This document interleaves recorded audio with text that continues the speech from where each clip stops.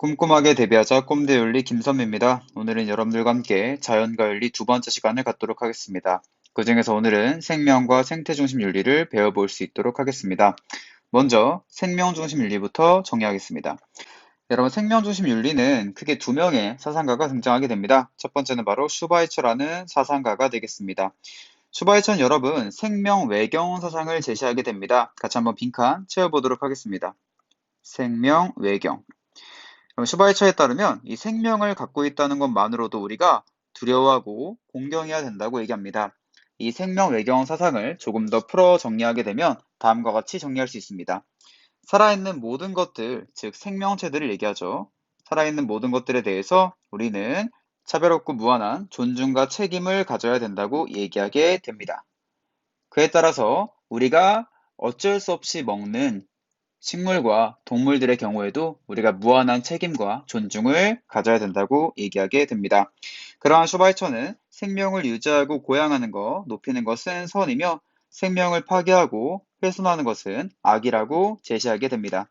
슈바이처는 그에 따라서 도덕적 고려 대상을 생명체까지 확대하는 모습을 보인다는 거 기억하면 되겠습니다. 다음 내려가서 테일러를 정리하도록 하겠습니다.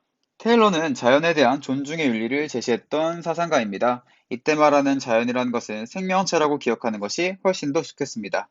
테일러에 따르면 생명체라는 것은 바로 각각의 목적을 갖고 살아가는 목적론적 삶의 중심이라고 얘기합니다. 정말 중요한 핵심 키워드가 되겠습니다. 목적론적 삶의 중심. 그런 테일러에 따르면 생명체들은 각각의 목적을 갖고 살아가는 삶의 중심이기 때문에 각자에게 좋은 것, 각자의 고유한 선을 갖고 있다라고 얘기하고 추가로 스스로 가치를 갖고 있다고 얘기하게 됩니다. 그게 바로 내재적 가치가 되겠죠. 그렇기 때문에 우리들은 이런 생명체들도 도덕적으로 고려해야 된다라는 결론을 내게 됩니다. 다음 두 번째, 테일러는 자연 존중의 네 가지 의무를 제시하게 됩니다.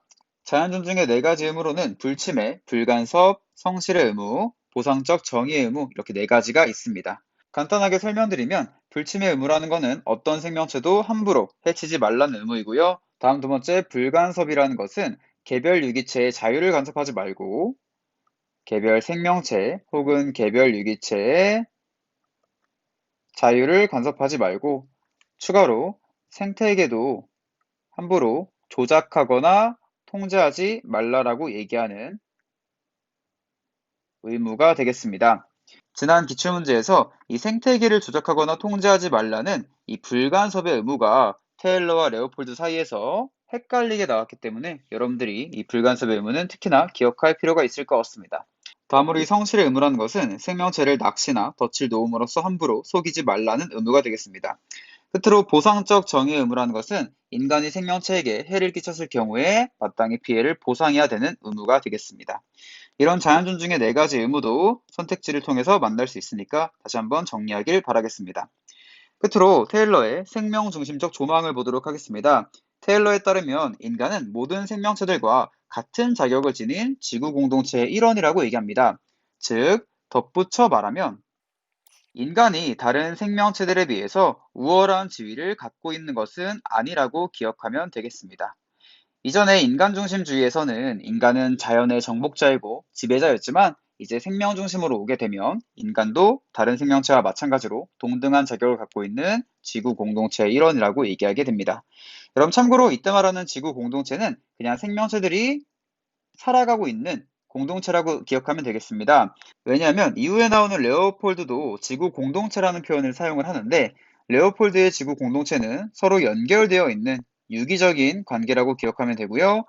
반면에 테일러의 지구 공동체는 개별 생명체들의 공동체다라고만 기억하면 되겠습니다. 이렇게 생명중심주의에 대한 슈바이처와 테일러 내용을 점검해봤습니다. 다시 한번 정리하면서 중요한 키워드 그리고 도덕적 고려 대상을 생명까지 확대했다라는 거 기억하면 되겠습니다. 다음 내려가서 생태중심주의를 함께 보도록 하겠습니다. 생태중심주의는 레오폴드라는 사상가와 심층 생태주의의 네스라는 사상가로 구분되게 됩니다. 먼저 레오폴드부터 보도록 하겠습니다. 여러분 생태중심주의는 기존의 인간중심과 동물중심과는 다르게 도덕적 고려 대상을 생태계 전체로 확대하는 모습을 보이게 됩니다. 그 중에서 레오폴드는 도덕 확대주의와 진화론의 관점을 띠면서 도덕적 고려 대상이 인간에서부터 동물로 동물에서부터 생명으로, 생명에서부터 무생명으로 점차 확장이 되었다고 얘기하게 됩니다.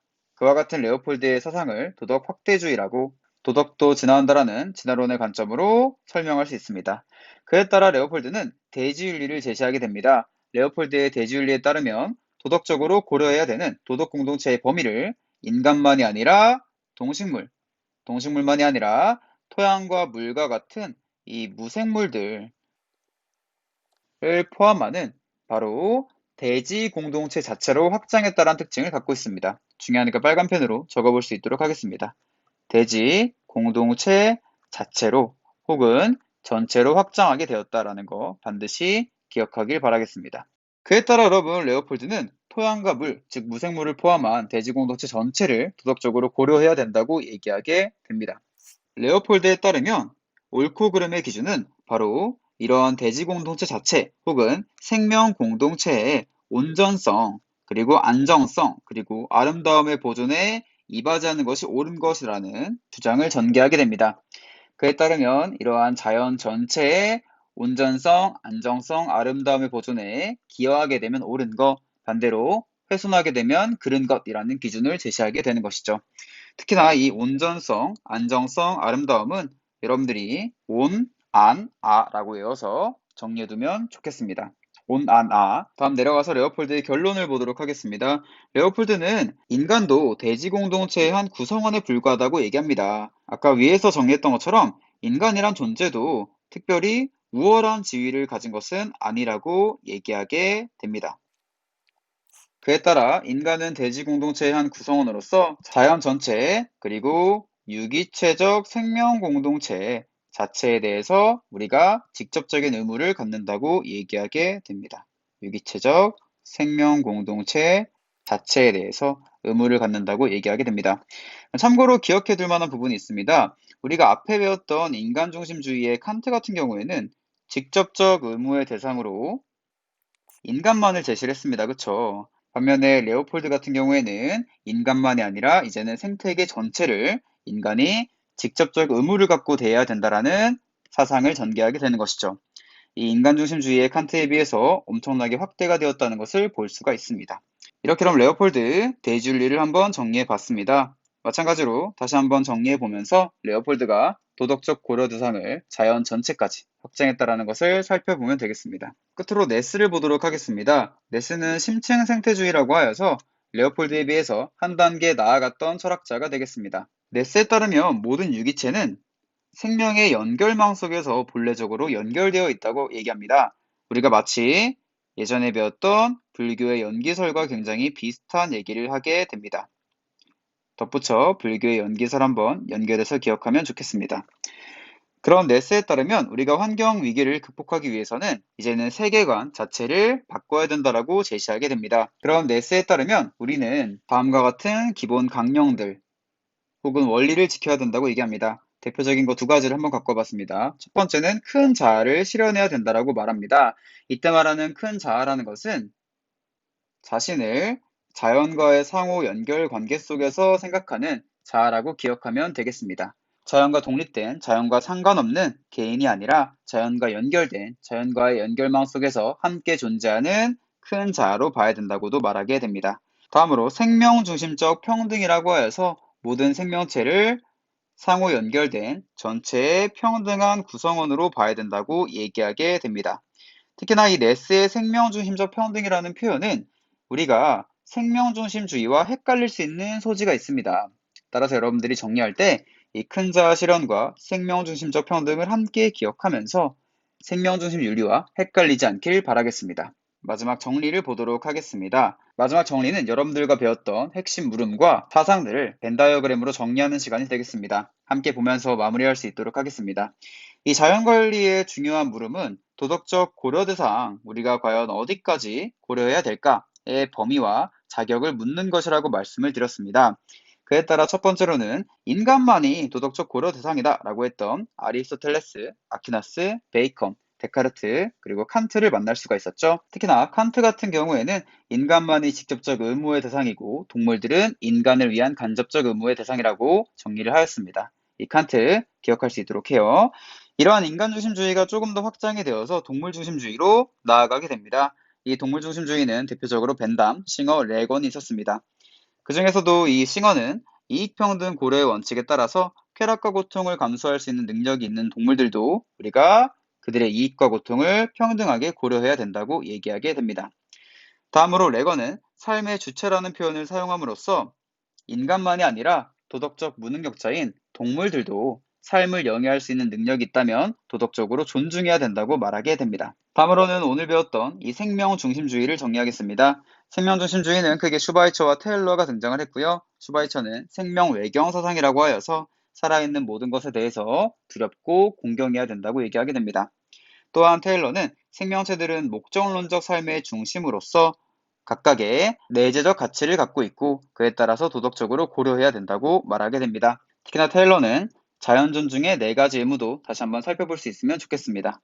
끝으로 마지막으로 생태중심주의를 정리하도록 하겠습니다. 생태중심주의는 대표적으로 레오폴드와 네스가 있었고요. 레오폴드 같은 경우에는 대지윤리를 제시하면서 인간, 동물, 식물, 생명체만이 아니라 흙과 물을 포함한 대지 공동체 자체로 도덕적 고려 대상을 확대했다는 특징을 갖고 있습니다.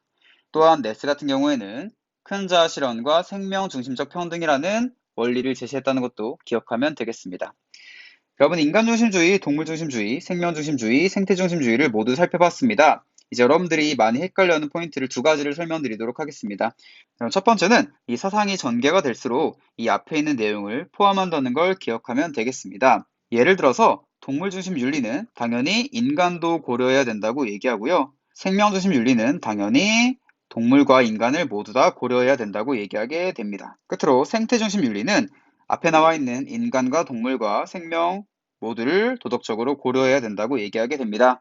이 앞에 있는 것들이 포함 관계를 띠고 있기 때문에 여러분들이 정리할 때 앞에 것들을 포함해서 도덕적 고려 대상을 넓혔다라는 걸 기억하면 되겠습니다. 두 번째, 여러분들이 어려워하는 포인트를 보도록 하겠습니다. 이 인간, 동물, 생명 중심주의 같은 경우에는 각각의 개체를 바라보는 개체론적 성격을 갖고 있습니다. 그에 따라서 생태계 전체의 선을 위해서 개별 구성원을 희생시킬 수 없다라는 입장을 갖게 됩니다. 반면에 생태중심주의부터는 전일론적 관점을 갖고 있습니다. 그렇기 때문에 생태계 전체의 선을 위해서 개별 구성원을 희생시킬 수 있다라는 한계를 갖고 있습니다. 이 첫 번째와 두 번째 어려워하는 포인트들 다시 한번 기억하면서 정리하면 되겠습니다. 이렇게 여러분 자연과 윤리에 대한 생명과 생태 중심을 포함한 모든 사상을 살펴보고 끝으로 정리해 보았습니다. 여러분들이 다시 한번 복습하면서 어떠한 근거로 어떠한 자격으로 도덕적 고려 대상을 확대했는지 다시 한번 살펴보면 좋겠습니다. 이상으로 마칠 수 있도록 하겠습니다. 모두 수고했습니다.